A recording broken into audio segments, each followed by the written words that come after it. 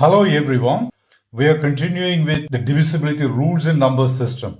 In today's video, we are dealing with the divisibility of a number by 11 and 5 to the power of n, where n is a positive integer. Let's begin with the divisibility of a number by 11. Given a number, how to find out whether that number is divisible by 11. In the first step, number 1, you find out the sum of the digits at odd places and the sum of the digits in the remaining or even places. For example, if you take 2728, this is the first number, this is the third number, these are the numbers in the odd position, then 7 is the second number and 8 is the fourth number. These are the numbers in the even position. Then in step 2, so for this particular number, what will be the sum of the digits at odd places? 2 plus 2 equals 4. And what about the sum of the digits at even places? That is 7 and 8, 15. In the second step, take the difference between these two numbers, which means the bigger one, which is 15, minus the smaller one. You're getting 11. See, for any number, when you do this, if the resulting number is either 0, of course, in this case it is 11, it could be some other number in something else. So when doing this, if you're getting 0 or a number divisible by 11, for that, the number has to be 11, 22, 33, and so on. Then we say the given number is divisible by 11. So what about this number 2728? When you did that, you are getting 11. And that 11 is divisible by 11, which shows this number, 2728, is divisible by 11. This is the test of divisibility of a number by 11. To make it clearer, let me take one more example, 17358. This is the first number, this is the second one, this is the third one, this is the fourth one, and this is the fifth one. So what will be the sum of the digits at odd places? 1 plus 3 plus 8. That is 12. Then what about the sum of the digits in the remaining places, rather at even places? 7 and 5, 12. Now take the difference between 12 and 12, that is 0. And what did I say before? When you do this, if you are getting 0 or a number divisible by 11, the given number is divisible. You are getting 0 here, which shows 17,358. This was the number. This number is divisible by 11. Now let's look at another number, say 9384847. 9887. These are the numbers in the odd position. And what about their sum? 9 plus 8 plus 8 plus 7. This equals 32. And what about the remaining numbers? Rather, number at even places. 3 plus 4 plus 4. That is 11. Now take the difference between these two. 32 minus 11, 21. Is 21 divisible by 11? No. That shows the given number 9384847 is not divisible by 11. This is the test of divisibility of a number by 11. Now let's look at the test of divisibility of a number by 5 to the power of n. 5 to the power of n means putting n equal to 1, 2, 3. You get 5 to the power of 2 is 25. 5 to the power of 3, 125. 5 to the power of 4, 625. It goes on. So given a number, how to find out whether that number is divisible by these numbers given? This rule is very simple. 5 is 5 power 1. This is 5 power 2. This is 5 power 3. This is 5 power 4. Supposing you want to find out whether a number is divisible by 125. All you have to do is take the last 3 digits of the number. For example, let me look at this number. See, this is a 7-digit number. To verify, all you need to do is take the last 3 digits. See, 125 is 5 to the power of 3. So you take the last 3 digits. If the number formed by the last 3 digits of the given number is divisible by 125, which it is, say 375 is divisible by 125, then we say this big number is divisible by 125. That's all. In fact, you can put any number of digits to the left of 3. You need to consider the last 3 digits, and if that part is divisible by 125, the whole number is divisible by 125. That's all. Now let's look at a few problems based on these simple rules of divisibility. 6-digit number 439xy5 is divisible by 125. Then how many such numbers are possible? These are the four options given. This is the number given 439xy5. They say this number is divisible by 125. We are not checking whether this number is divisible by 125. It is given that this number is divisible by 125. That implies if you take the last three digits xy5, that three-digit number will be divisible by 125. So what are the possible values of a three-digit number like this to be divisible by 125? Supposing a number has three zeros at the end. For example, 1000. This is 8 multiplied by 125. That means if a number has their last three digits being 000, that's clearly divisible by 125. Again, if the last three digits is 125, it's divisible by 125. The next number divisible by 125 will be 250. Like that, if you go 375, 500, 625, 750, keep adding 125 to each number, 875. When you add 125 to this, you are going to get again 1000, rather three zeros. So let us stop here. So there are, theoretically speaking, so many possibilities. But we know that the last digit of the number, only these two digits are to be identified. The last digit is a constant or a fixed one, xy5, which shows these possibilities cannot be considered. 250, 500, 750, because they all have the last digit being 0, but the last digit of the given number is 5. So these are the only possible values for the last three digits of the number. There are four possible 6-digit numbers. See, it doesn't matter what number you have here to the left of xy. It could be 439 or it could be anything else. To check whether it is divisible, you need to consider only the last three digits for which there are four possible values. So we conclude there are four possible 6-digit numbers divisible by 125. Rather, 4 is the final answer. The second problem is this. If the 8-digit number 1234 AB56 is divisible by 11, what is the value B cannot take? These are the three options given. Let me write the number given in the problem. These are the two digits missing, and you're going to find the values of these two digits using the condition of this number being divisible by 11. So what do you do first? You're taking numbers at odd places first and take the sum. You have 9 plus A. Then take the sum of the remaining digits. 12 plus B.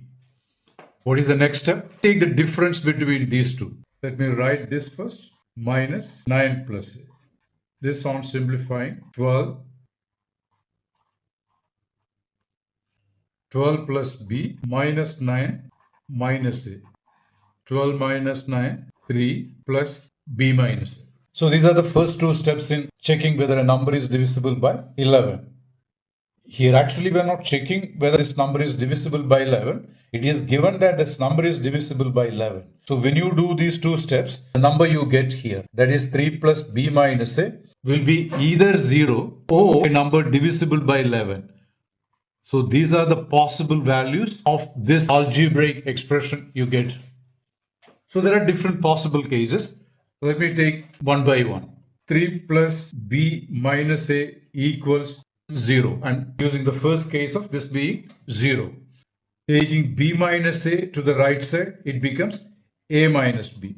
And let me write that first. And on the left side, you have 3. All I've done is switching the sides. Now A and B are single digit numbers. So let me write the possible values here. If you put 3 and 0, you get 3. If you put 4 and 1, 4 minus 1, 3. 5, 2, 6, 3, 7, 4, 8, 5, 9, 6.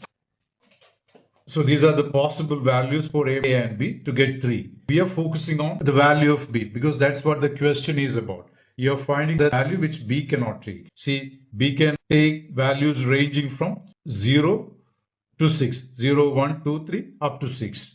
So B can be 0, 1, 2, 3, 4, 5, 6. Now let's look at the possibility of this expression being 11.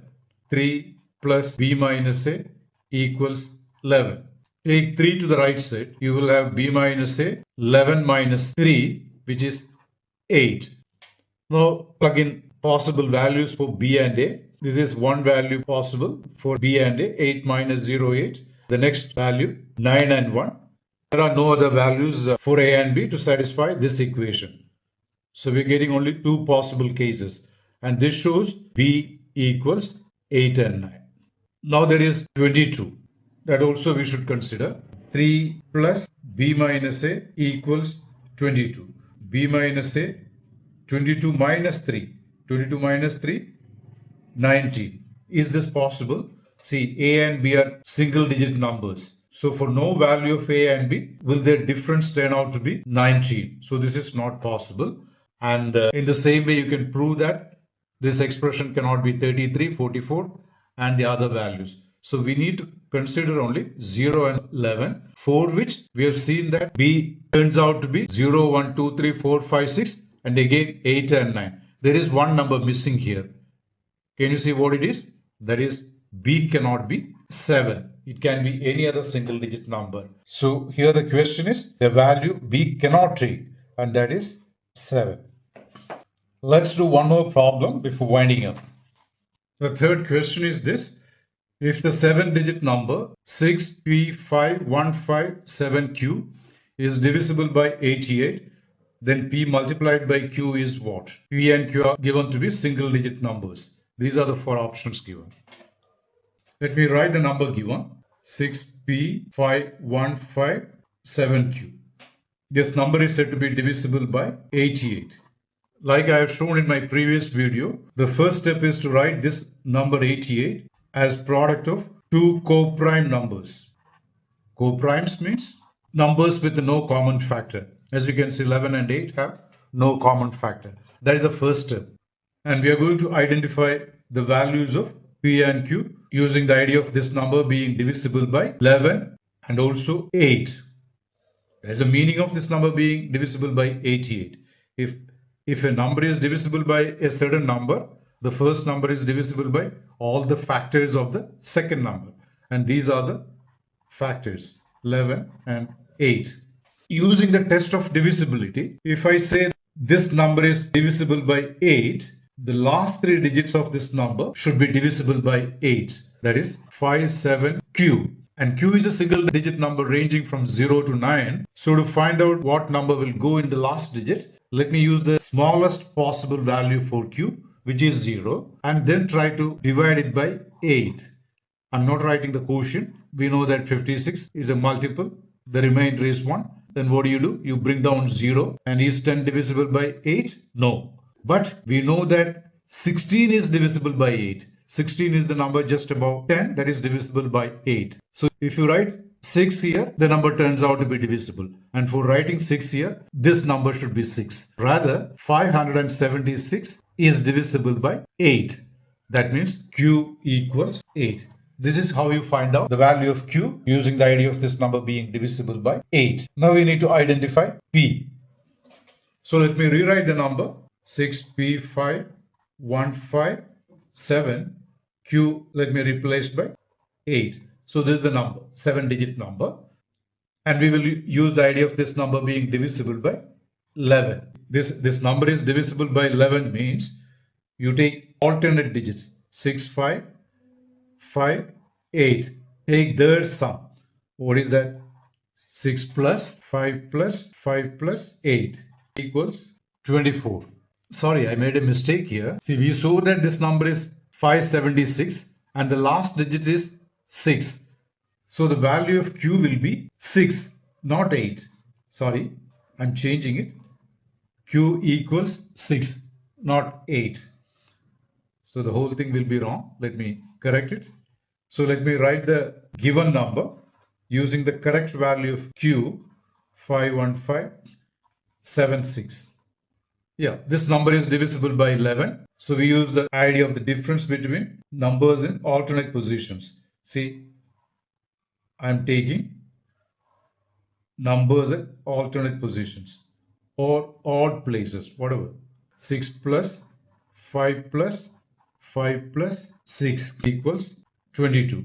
Now take the remaining numbers p plus 1 plus 7 equal to 8 plus p.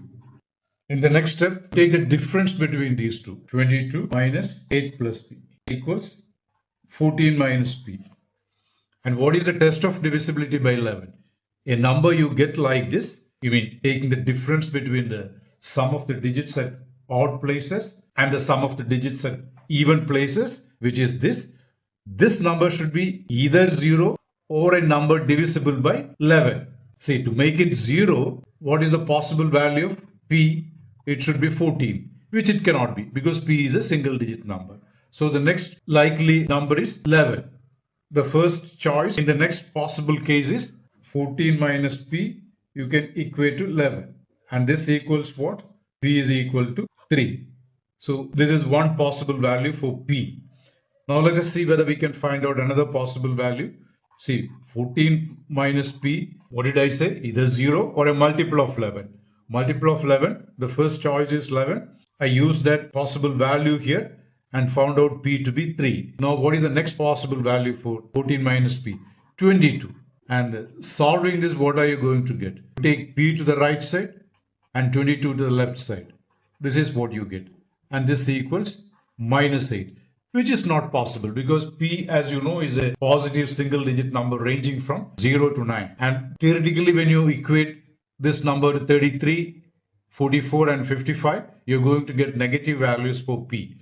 So what do these observations indicate? There is only one possible value for p, and that is 3. So we have found out the unique value of p as 3, and we have already found out the value of q as 6. The question is about finding the value of p multiplied by q. P is 3 and q was found to be 6. So you get 18, which is the second choice here. If there is any problem on divisibility in number system which you are unable to solve yourself, please give it in the comment section. I will help you solve it. By the way, if you found this video useful, please like, share and subscribe to my channel and press the bell icon so as not to miss out other videos of mine. Thanks for watching and see you in the next video.